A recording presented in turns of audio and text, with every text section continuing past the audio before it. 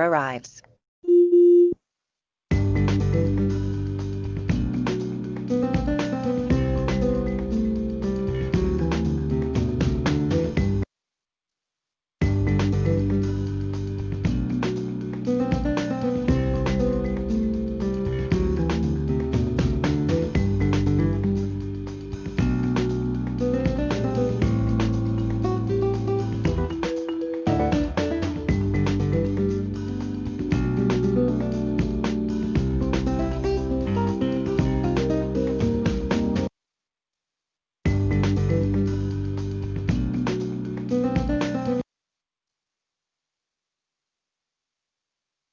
Okay. Right. Yeah, I don't blame you.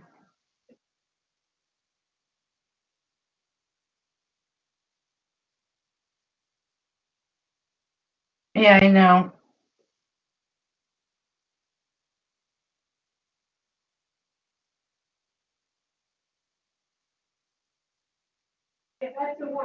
Okay. Sorry. I'm sorry. You're welcome. All right. Bye-bye.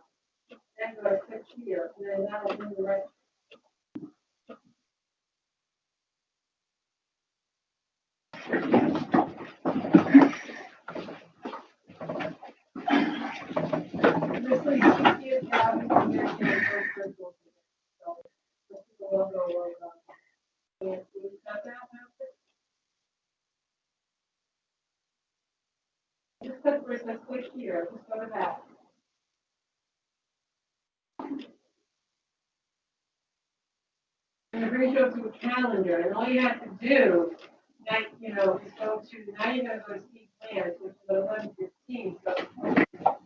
You want to calendar right now?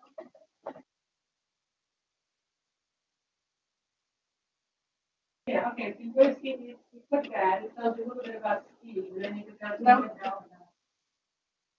Oh, go back. Oh, actually, yeah, you can have that. You then go to click to attend, and then that'll put you in, okay.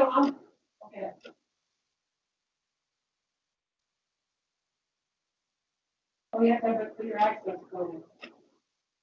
The access code is located, I'm gonna give you this, right? It's based up. So the access code, if you go back to that email that you were sent to that was sent to you last night, and it says click here for more information.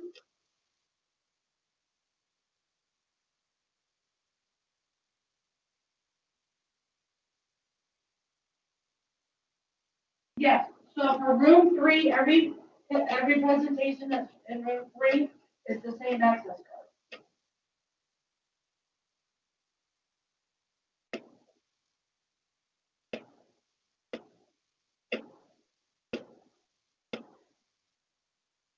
Yeah.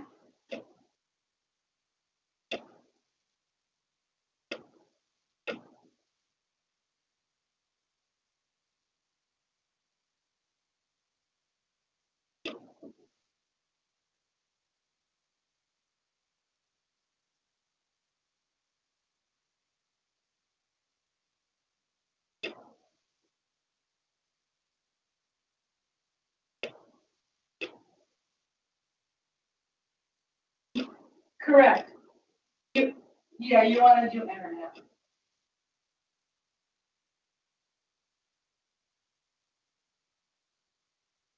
There you go. You're all set.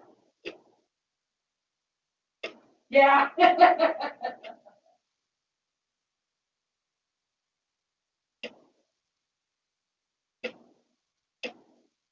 Hold on. Let me go.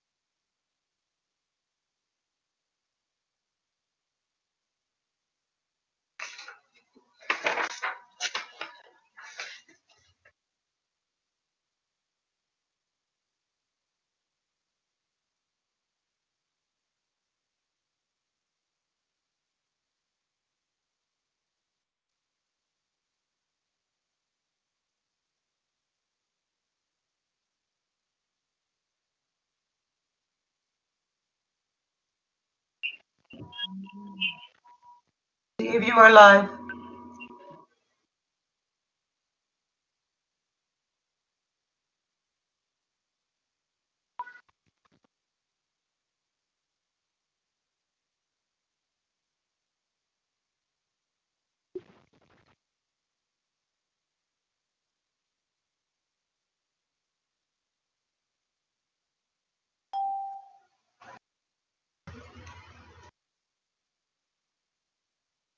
Hello. Steve, you are live. I am. You are. Good. Good. This is the voice of God speaking. Is that? This is, yes. All right. I'm going to upload the workshop, the session.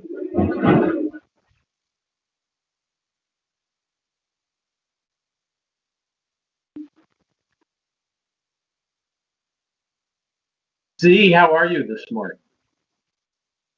Actually, this is Lidra. We're waiting for Z to come on the line. Ah, military has hijacked her again? Yes. Well, we're about to find out. Yes. Well, for those of you, the 17 of you hanging out here, I welcome you. And is this the first session today? No, second. Oh, good. How'd the first one go? Someone, anybody want to tell us, disruptors about? Yes. Thank you.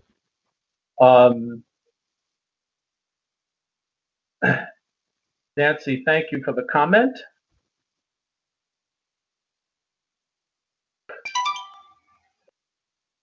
Present. Okay. Steve, I can introduce you if you'd like, or you can introduce yourself. But before we begin, I would like to do a little bit of housekeeping for everybody. Oh, good, because I thought I had to do that. So that's great. Please be my guest. I'll introduce myself. Okay, that's fantastic. So I'd like to welcome everyone to the 2020 American Society of Dowsers virtual convention. This call is being recorded, so at this point everyone has been muted to maintain the integrity of the recording. We are encouraging you to participate, however, so if this is your first time on a webinar like this, if you hover over to the right side of the screen, a blue vertical tool up, you can click chat, and we encourage you to interact with us by chat. Both Steve and I will be monitoring the chat section for questions and comments. We will also be able to unmute people as questions and answers come up towards the end. The other toolbar you'll be using, if you hover over to the top of the screen, the far left button will be your microphone. You can turn that on and off to mute and unmute yourself. Second one is the camera. If you would like us to be able to see you, click.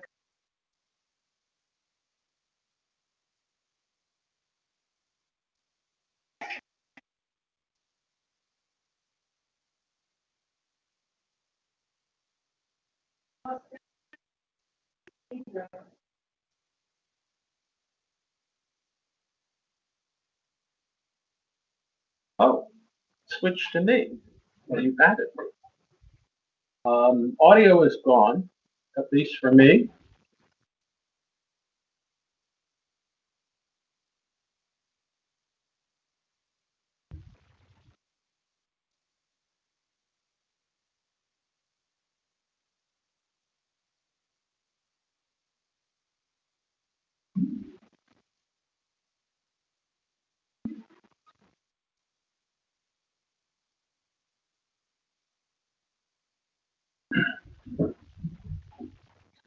Litra, we've lost your sound.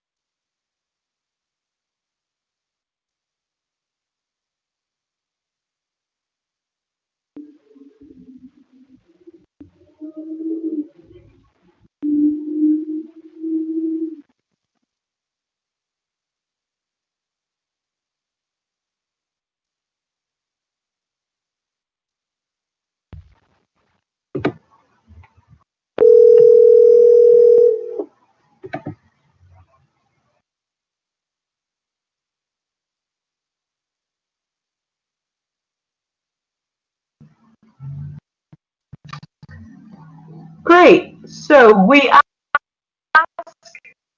that you not click the two symbols in the center, the ones that look like the screen and the pencil, because those are for Steve to do his presentation and make the meeting flow more smoothly.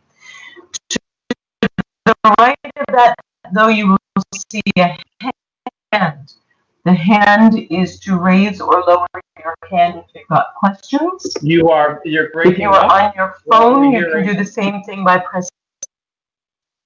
We're only hearing every other word of yours. Sorry.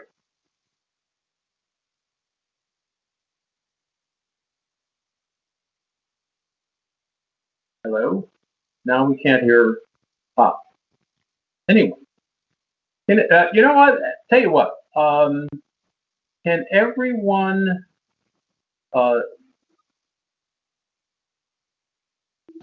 everyone see me and hear me, Steve? If you can, use the button and on the to raise your hand.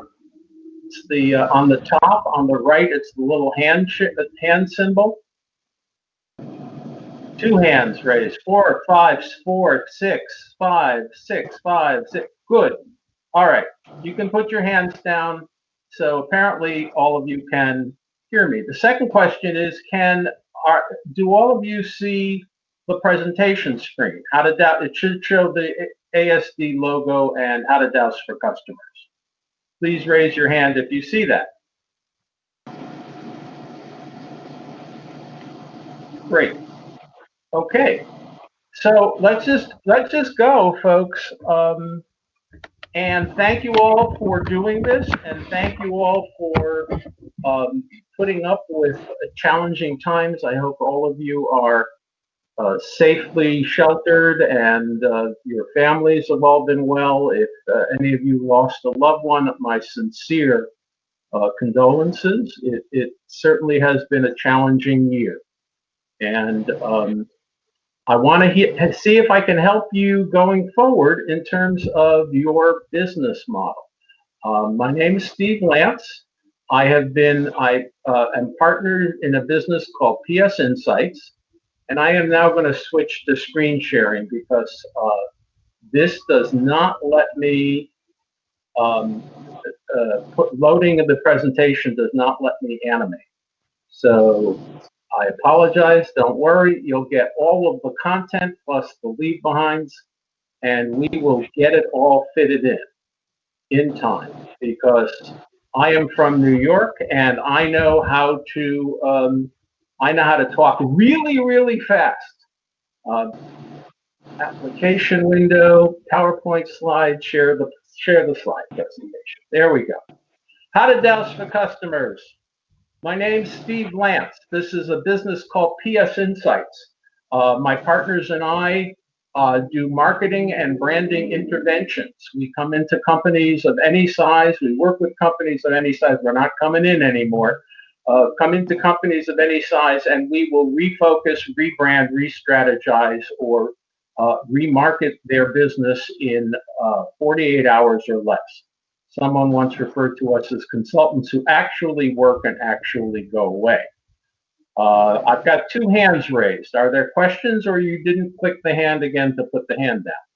I will get to questions before we dive in too deep.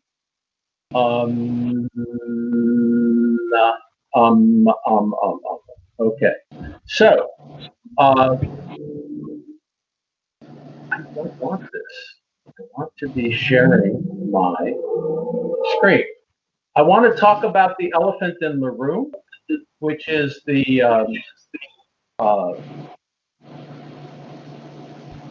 we're going to talk about, of all of the books that I've written, I apologize for the rocky start. All right, of all of the books that I've written, what we're going to talk about today is a book called What Business Are You In?, which is about how to sell what your customers want. And we're going to go through that. We're going to go through the fundamentals of marketing. And I want to start by talking about what we're calling the elephant in the room, which is CV19. This is not a session about CV19 and what people are calling the new normal. because the simple fact is there is no new normal. Not yet. Right now, there is a new abnormal. There is, we're telling our customers that they will have to look to pivot their strategies and their positionings at least 3 times over the next 18 months. They have to do something right now. And right now, what you have to do is whatever you are learning about staying safe. And you have to reassure your customers that you will stay safe. I had a roofer come over to give me an estimate the other day. He didn't even attempt to walk up to me. He stood by the truck. He was wearing a mask. He took the mask off and yelled at me 20 feet, telling me what he was going to do. And he did it all. And we did not get closer than about 10 feet. And he got the job done. And it reassured me that he was thinking about that. But this is not a marketing session about CV19. This is a marketing session about what all of you should have been doing and should be doing all the time to get your position and get your business to a place where it needs to be. So that is the reality of the elephant in the room, and onward and upward. Number one, in case you didn't know this, you're a brand. How you think about yourself. What am I hearing in the background? I'm hearing some static.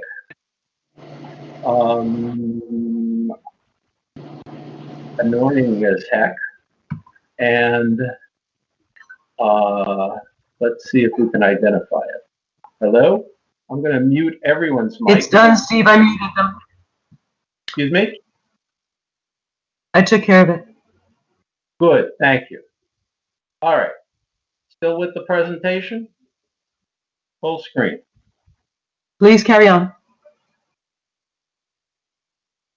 Thank you. Thank you. So, as I said, your brand, you're no different than Coca-Cola. You may be smaller than Coca-Cola, but you face the same issues that Coke and every other brand is facing, which is, who are you in the minds of your customers? Actually, a side note on that, I did a workshop at Coca-Cola a couple of years ago, and I was talking about the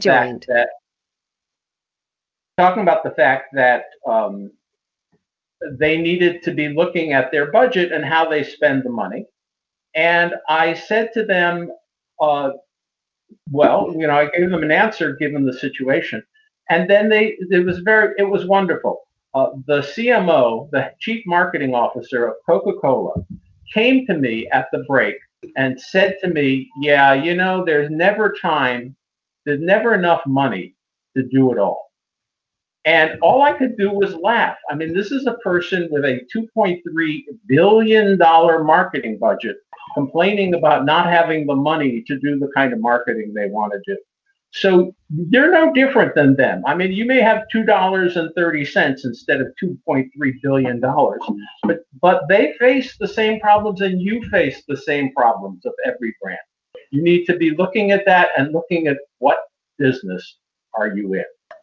So what I'd like you all to do is take a pad or find something to write down with right now, or type it don't type it on the screen. Well, you can, sure. In the chat, I'd like you to write down, what business are you in? I am write it down. Let's see what we get for answers here.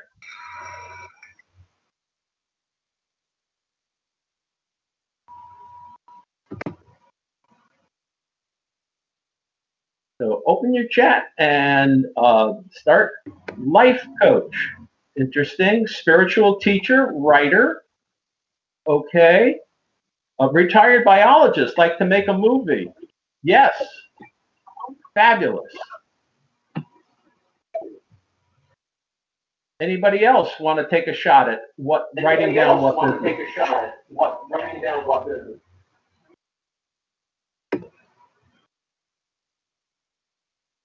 Okay.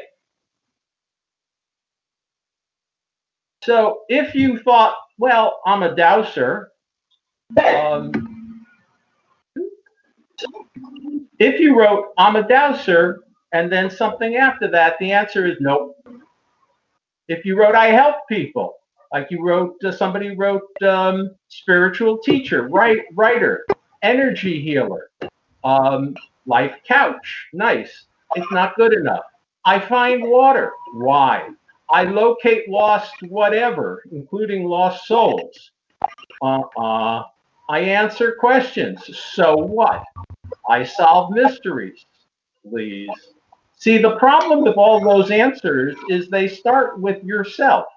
And the answer, and the real answer to that question is, besides you, who cares what you do?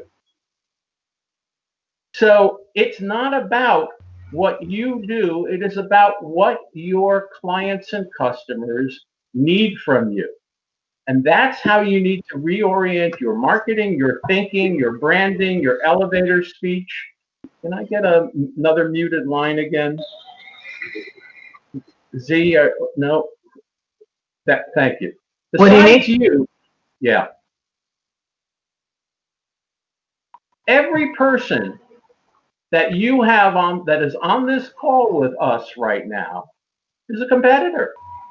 Now, there's a term, polite term for this. We call ourselves frenemies, which is we go to conferences together, we share information, we belong to communities together, to associations.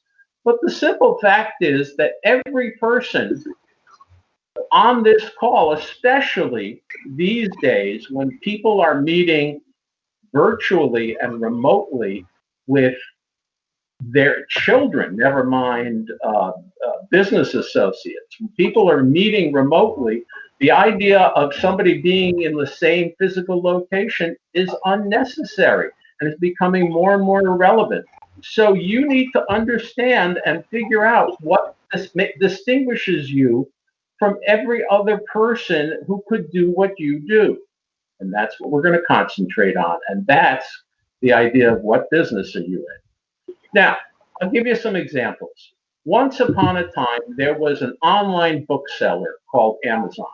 In the late 90s, when I sold my first book, my publisher and I were talking, and I mentioned a book, and I said, I'll go over to Barnes & Noble. He said, no, go to Amazon.com and order the book. And I said, what the heck is Amazon? He said, oh, it's an online bookseller.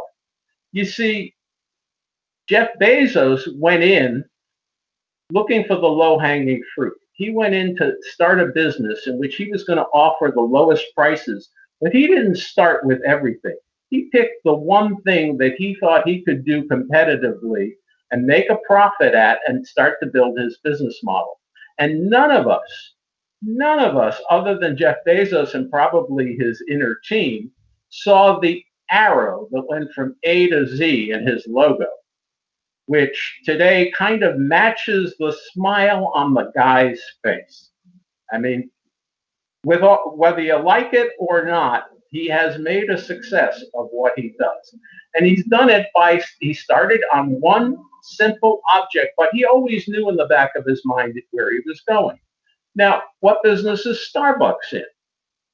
I put a coffee cup up there to throw you all off, because Starbucks is not in the coffee business. In his autobiography, Howard Schultz, the founder of the man who built Starbucks into the global enterprise, said that what he wants Starbucks to be is the third place. And what he means by the third place is he wants everyone to think of Starbucks as the place he wants to go in order to stop off between the first place and the third place. How do I stop my download? Okay, everybody's caught up to me.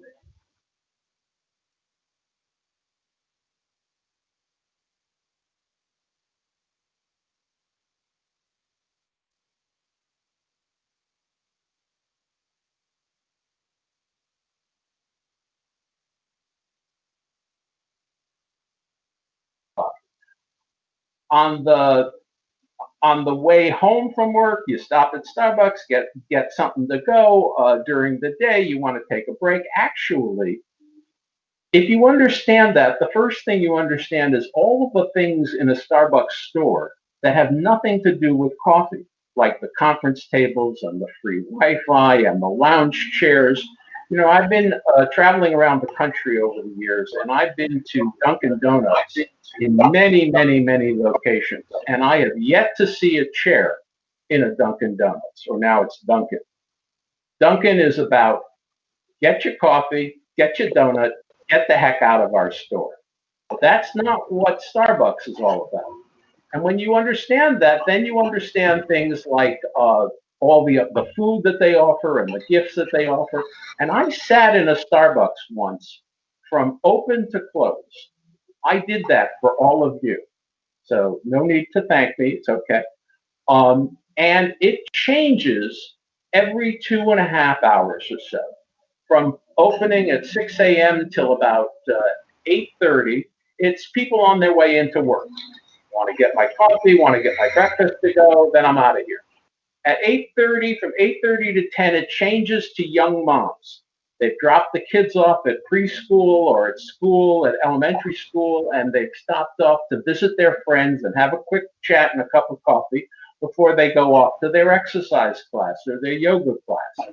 From 10 to 12, Starbucks becomes a place where small businesses and small companies, single office, home office, called Soho in our business, where they all do business. So you'll see real estate brokers, you'll see financial advisors, you'll see individuals meeting with their clients or working alone, doing what they need to do. 12 o'clock, there's a bit of a lunch push from 12 to 2. People coming in who don't want to eat a big lunch, but that's why you see salads at Starbucks. At 2 o'clock, from 2 to 4, you've got committee meetings.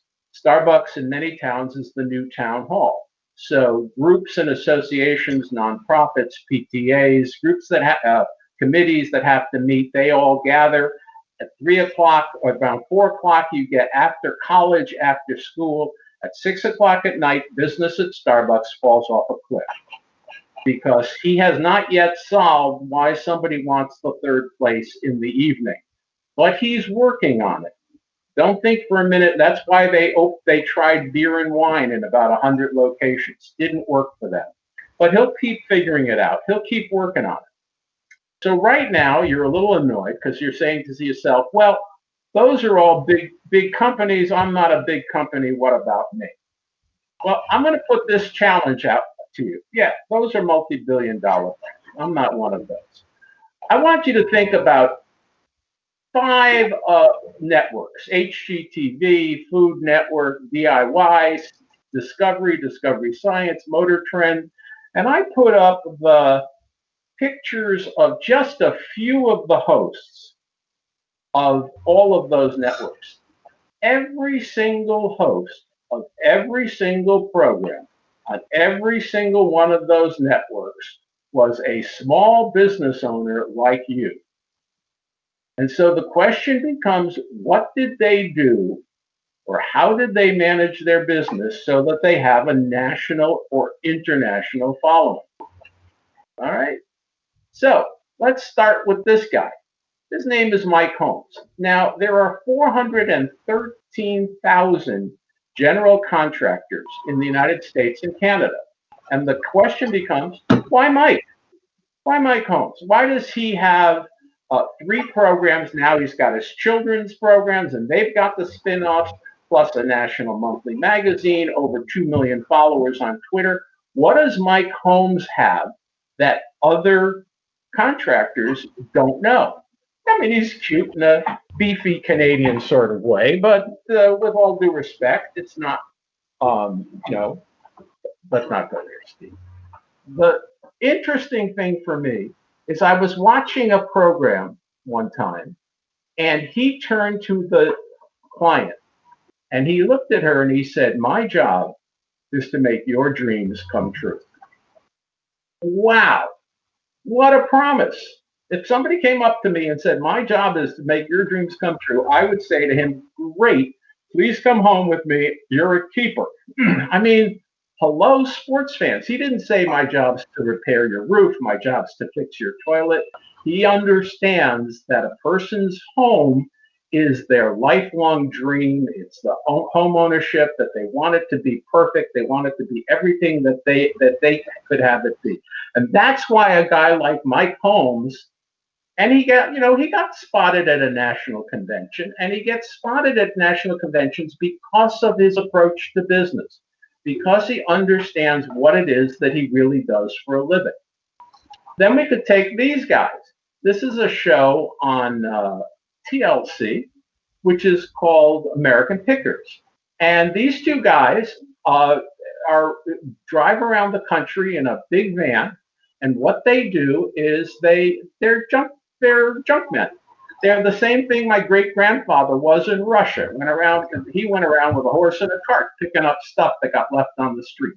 These guys rummage in garages and barns. Why them? They're not the only pickers in America. They're not only the only. I mean, every person at a flea market is really a picker. So why are these guys so successful? Why are they known internationally? And they have 2 stores in Iowa and Memphis. And again, they understand the business that they're in. Because the short guy, I think his name is Mike. I think that's Mike and Frank. Mike was handing a flyer to someone, and he says, "We buy antiques," and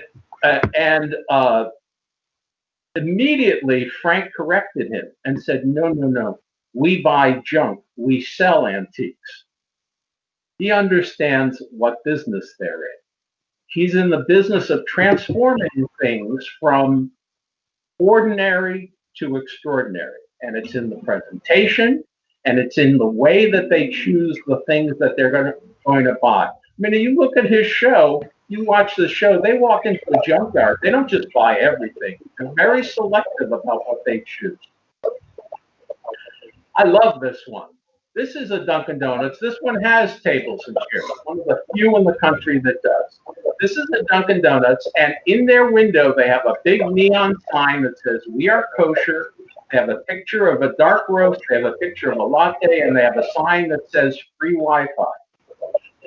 And at first you go, huh?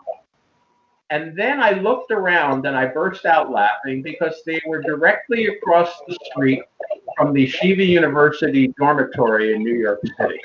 They understood their target audience. Their target audience were students who were studying to become rabbis or religiously Orthodox Jews who were attending college.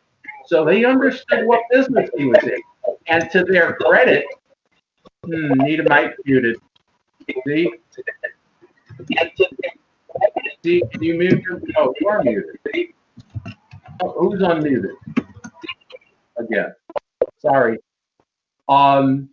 We need what he had the latitude as a independent owner, store owner, to do this kind of marketing, which Dunkin' would never do. This is not Dunkin's idea. This is the owner's idea because he looked around and saw who his customers were. And all he had to do, he didn't have to walk outside the door. All he had to do was look at who was walking into his shop. And I'm sure it started with people, with these kids with these funny things on their heads. I can say funny because I'm Jewish. Anyhow, with these yarmulkes on their heads, and asked him, "Are you kosher?" And he may not have even known what that meant at first.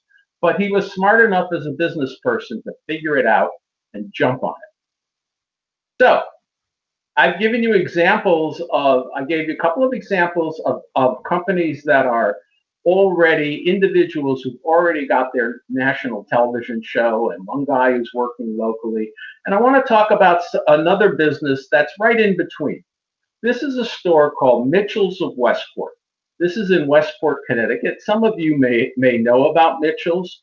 Mitchell's is the most expensive clothing store in Fairfield County, which is saying a lot because Fairfield County, Connecticut is one of the richest counties in the country. It includes Greenwich, Connecticut, and Westport, and Stamford, Darien. I mean, it is absolutely a bastion of one percenters. And in 2008, when companies, and especially large, very expensive companies, were going out of business, they became the owner of all their competitors in the market. They on the strength of what they do for a living. Because the Mitchell family, and there's a picture of the second and a few of the cousins, and second and third generation who now run the store. Those are the 7 co-owners, and in addition to them, they have employees. They know that their business in their market is service, service, service. So Jack Mitchell, third from the right, balding guy, and you can see I can say balding because I'm one myself. Balding guy wrote this book, Hug Your Customers, and he believes it. He said to me one time that he spends his days looking at the Excel spreadsheets of the sales figures of his top 1,000 customers.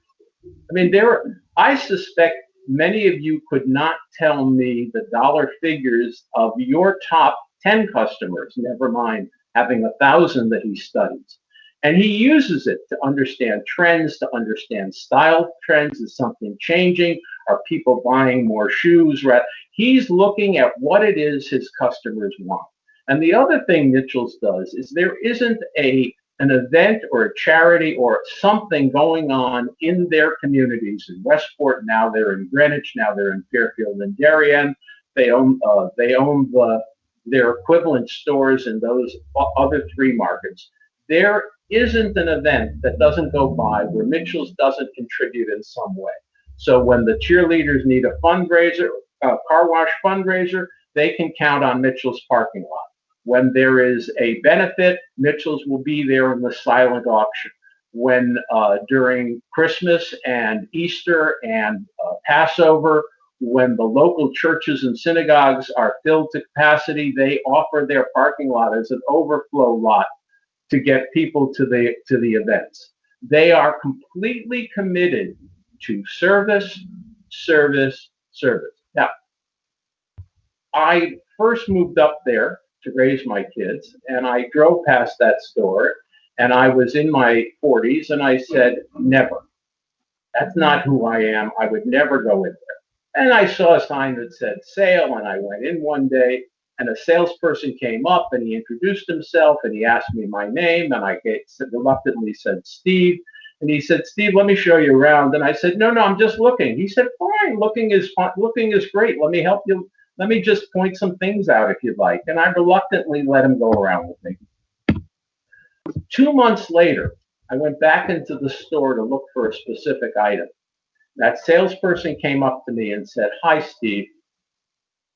That's the level of attention to detail and commitment that Mitchell's has made.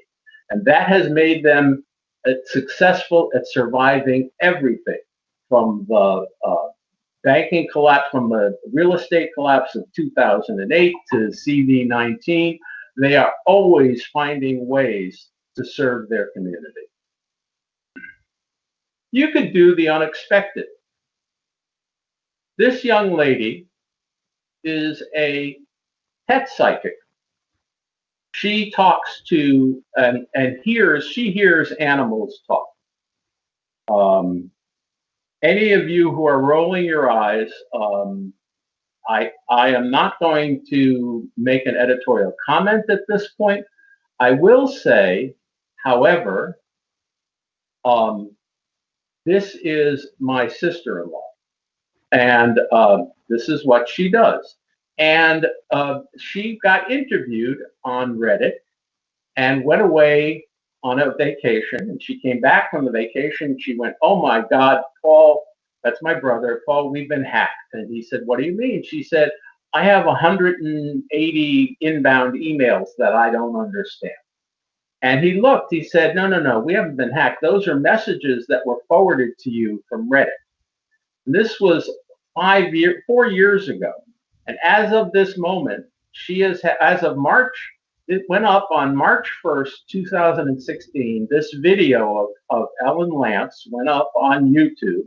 She's had to date And when I put this together last week, 3.3 million views, 4.6 thousand saves, and 83,000 people forwarded this video to somebody else.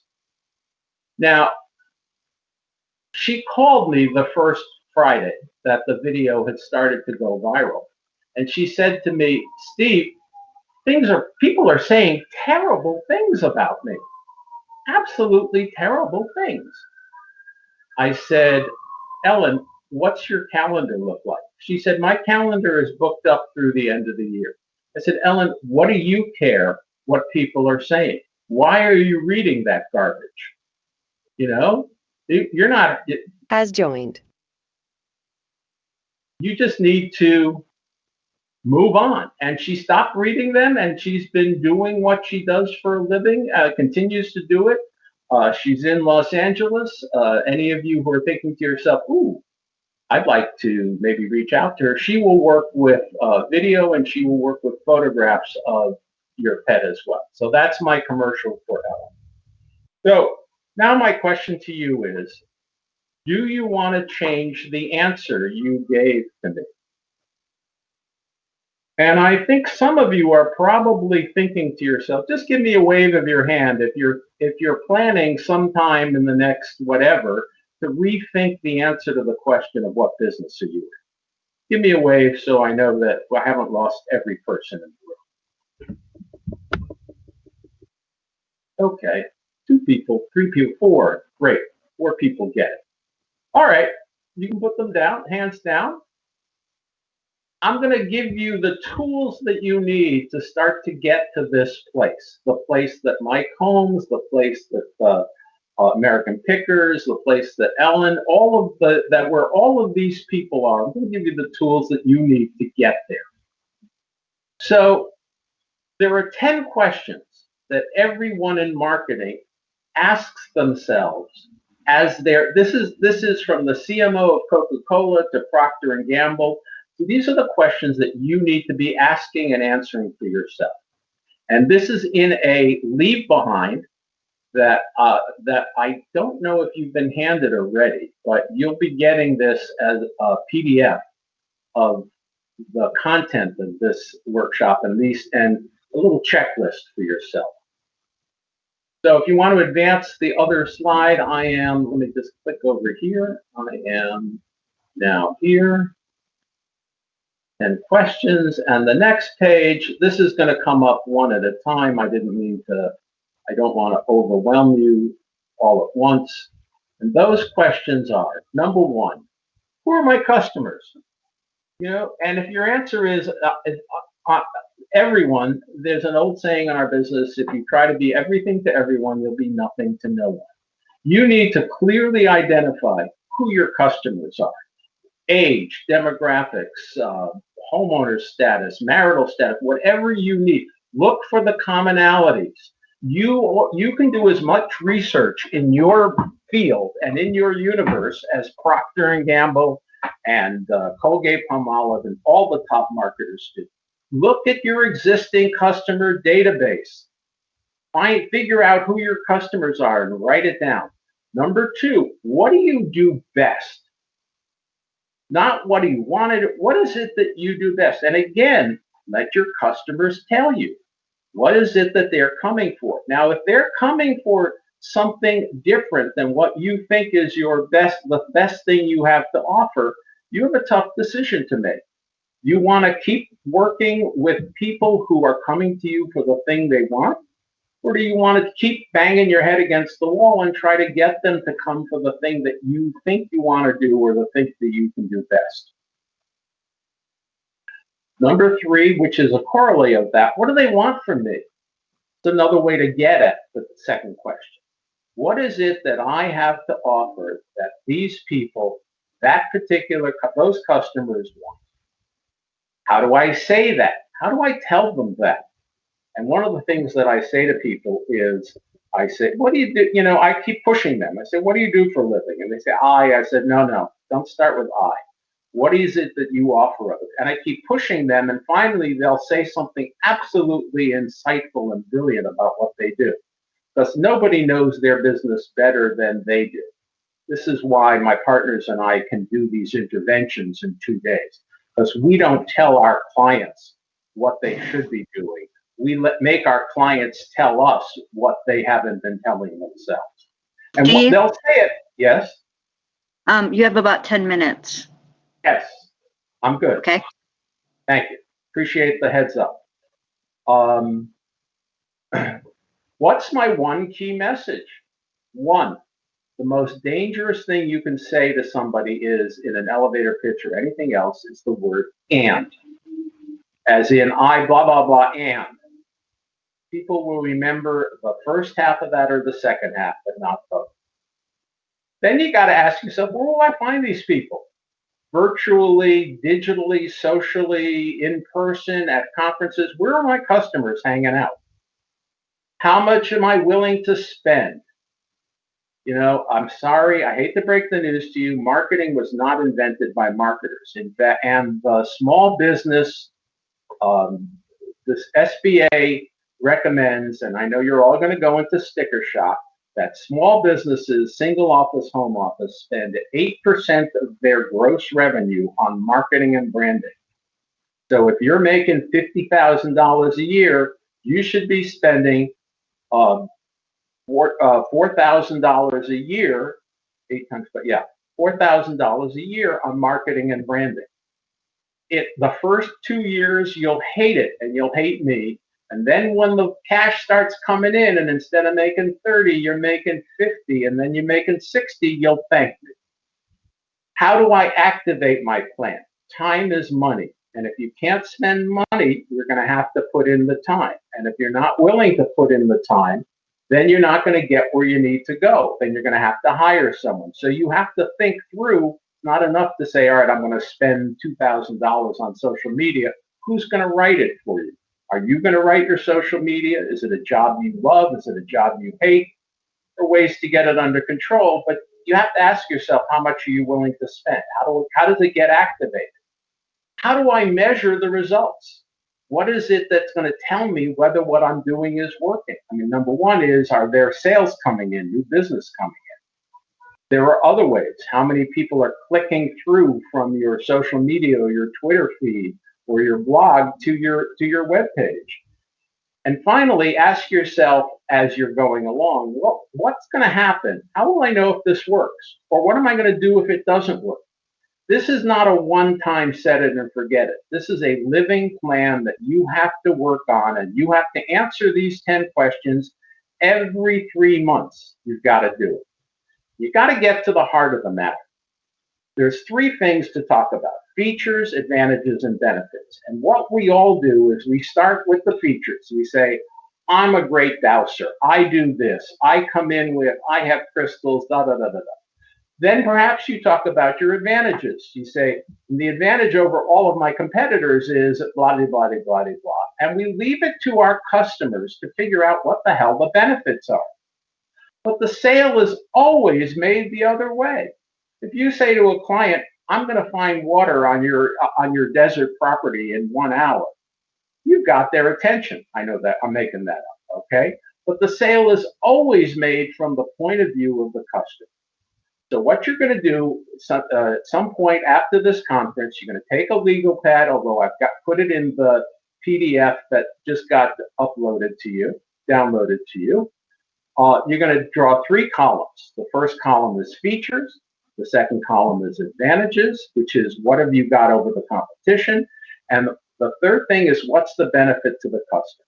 So the first feature might be, I have a titanium dowsing rod, wand, or whatever you call it. Now, is that an advantage over your competitors?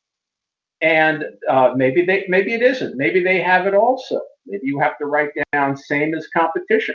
But you just keep writing as many features as you can, and then the advantage of each feature. And then you ask yourself, what is the benefit to my customers in all of the features that I have just outlined, and the advantages? And you'll probably only get 2 or 3 answers to that question. That's where you start. You start from the benefit to your customer, and you start with your selling message. You start by explaining to them what the benefit is to them and what they're doing. My suggestion to you is don't do this by yourself. Even we biggest corporations in the world have boards of directors. Doesn't matter how powerful, how rich, how smart you are, you need a brain trust. It might be your spouse, it might be your children, it might be your best friends, it might be your best customer or two. We call our brain trust together twice a year. We bring them in over lunch hour for 90 minutes. We have 4 senior advisors and a very loyal client of ours and a couple of people from outside areas and businesses that we don't normally work with. And we buy them all a free lunch and we work them mercilessly to answer those questions. So in that PDF that I sent you, you'll find those 10 questions. And what I suggest to you is that instead of just trying to answer them yourself, hand those questions out, make a copy or email it, don't kill a tree. Email it to the people that you want on your advisory board and have them fill it out too. Then get everybody together and discuss the agreements and the differences in the agreements that you have on what that list is. And if you do that, you will start to become, I expect all of you, I'd like to see all of you on DIY Network next year. And I think you can do it. So I can give you the tools, the tips, the techniques. What I can't give you is the time. And as I said before in the middle of the presentation, time is money. You're going to have to work this. When you come out of this conference, one of the things, not just my talk, but every single session that you attend, allow yourself all of next week to absorb everything that you've heard and start to figure out how you're going to put the pieces together. And that, I forgot to put my sales pitch in. Anyhow, you're welcome to fill out the form. I put my contact information in that PDF and the contact information of our social media advisor. And by all means, I invite you to reach out to us. We don't think there's such a thing as a small client. The only question is, what's the budget? And we've had clients that, don't spend much, but we do the best job that we can for them. But I don't want to do a sales pitch. I want to use this time. Do I have time to answer some questions? You only have 2 minutes, but I did put the branding inventory PDF in the chat for people to download. Okay. Do you know if they have? But they can if you wanted to meet them sometime in the lounge. If some group of you had more questions. All right, I'll take the 2. Nancy, you have a question? Z, the talk is over at 12:15. Oh, 12:15? Oh, sorry. Oh, is that your question or is You that got more time? Sorry. Hey, do you have a question? About 16 minutes. All right. Okay, thank you. Steve, you have a couple of people with raised hands. I'm unmuting them. Patricia McPartland, you are unmuted. Yes. Do you have a question? No, I really don't. It's a wonderful presentation and I appreciate it. Folks, I did not pay her. I promise you. This is an unsolicited testimonial. No, I was in marketing for years ago, and this was such a great, wonderful, concise, and you could really wrap your hands around it. And what happened to me is I'm a retired educator, and I just recently retired, and I want to use my skills into a new venture, and I'm really into healing and coaching and that.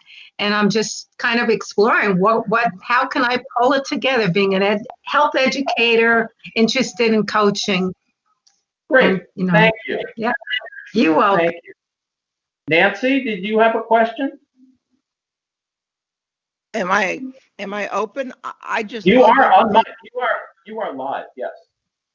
I just love everything you've said. I've heard all these marketing techniques from a lot of different sources, and it's just so common sense to put the customer first, to love and hug the customer, to remember their name, to remember their children's names, to remember where they went to college, what their career is. I cannot thank you enough for like reminding me people come first. Thank you. Thank you. Yeah. Again, an unsolicited testimonial. Um, and, and Nancy, and this is true for everybody. I don't, uh,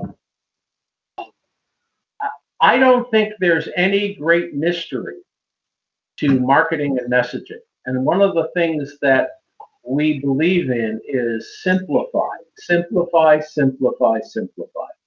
And it's just really important that you know that, and the slide about all of the hosts of all of these television networks, you know, the way you need to start thinking about yourself and your business is ask yourself, why not me? Why don't I have a show on DIY Network or HGTV? And what would I have to do to have that show? And it might be you have to put, you know, look at your packaging, meaning how do you dress? How do you talk? How do you present yourself? Who do you present yourself to? Are you visible? Visible socially in social media? Are you visible at conferences? You know, there are people who can say, I've won 3 Emmy Awards. I've won every award that there is in this business. I created The More You Know for NBC as well as Shark Week for the Discovery Channel. And I have never turned down a convention.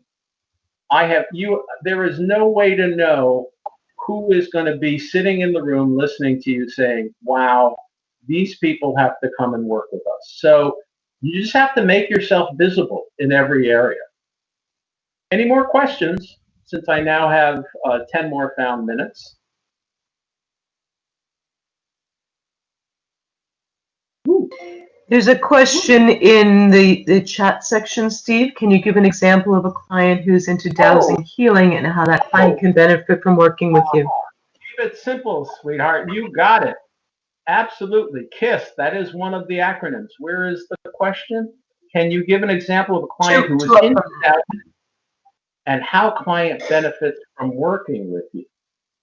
Well, that's your work. Margarita, can you, do you have a mic? Are you able to talk? No? Yes? Maybe? No. You want to? Margarita tends to have issues with her microphone. Okay. I don't, all right, I'll give an example. I'll give you a tough one. My brother is a palm reader, and he read somebody's palm, and he told me this story. He read somebody's palm, and didn't go into it in too much depth. And the person called him in a panic about a month later and said that she had been diagnosed with stage 0 breast cancer. And did he see that in her palm, and is that why he stopped reading? Now, he assured her and reassured her that even though he had seen it, he knew she was going to be fine. He just didn't want to put the thought in her head that it was alarming her. But she didn't come to him say, how do you palm read? How do I know I'm going to get there? Nobody ever comes to somebody and says, how do you do? What they come for is what they need to know. I need you to sit down. Margarita, I want you to sit down with everybody that you have and ask yourself, what is it that got them interested? So if you don't have clients yet, you're thinking about doing this, you're not sure how to get started about this, but I'm sure you've talked to, you've tried the idea out on other people. And putting aside their opinion, what was their reaction as to the benefit that you could provide people? That's where you the other frenemies that are listening in with you, that is you.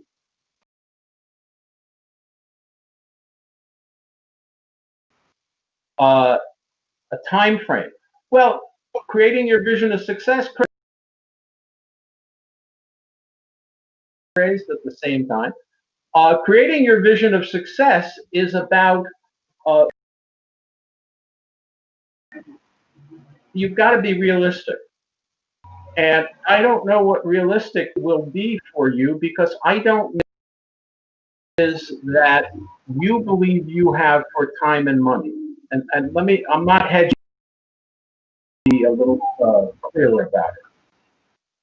We had a client that we were working with told us the chief marketing officer said plan for the following year, and the company had given her a year, and her goal was a 4.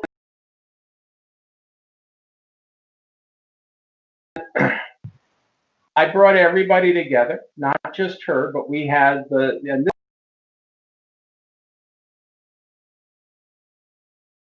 officer doesn't talk to the CEO. They're all siloed is the term. They all work in their little silos.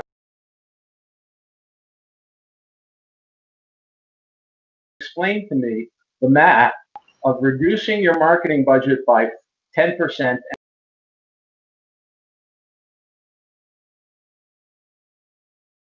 That you've got to be realistic. If you honestly hate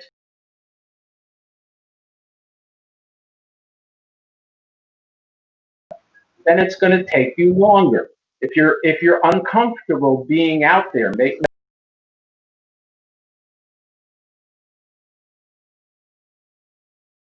and then if you analyze all of the hosts of all of those TV shows, I think the thing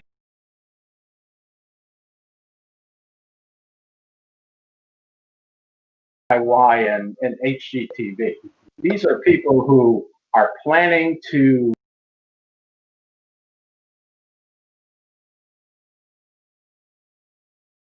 if you can't be that, then don't try to be that and figure out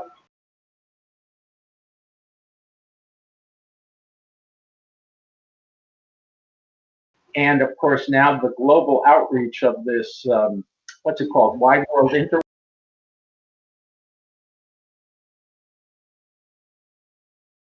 have competitors around the world, you have customers around the world. There are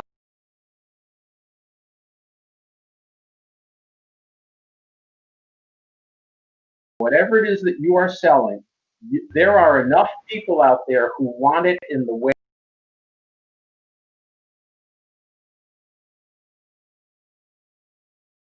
I should in my life. I like to think they're mostly because they're friends.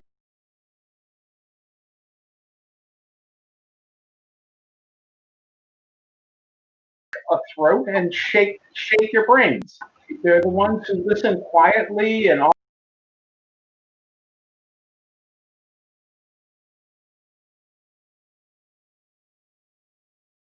Every therapist that I've ever known, personally or professionally,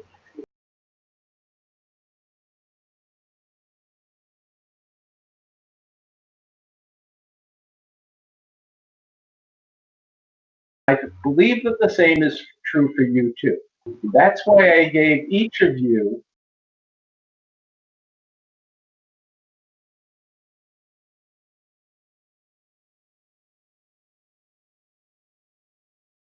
a Zoom call together. At least ask them if they'll give a half an hour or an hour.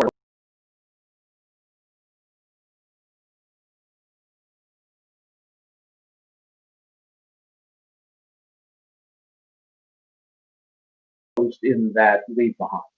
How to get a sense of how the people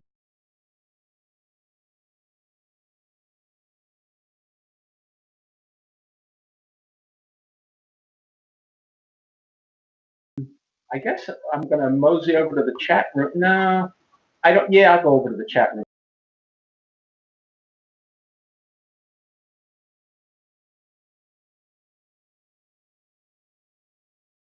Thanks for having me. I really appreciate it. Take care.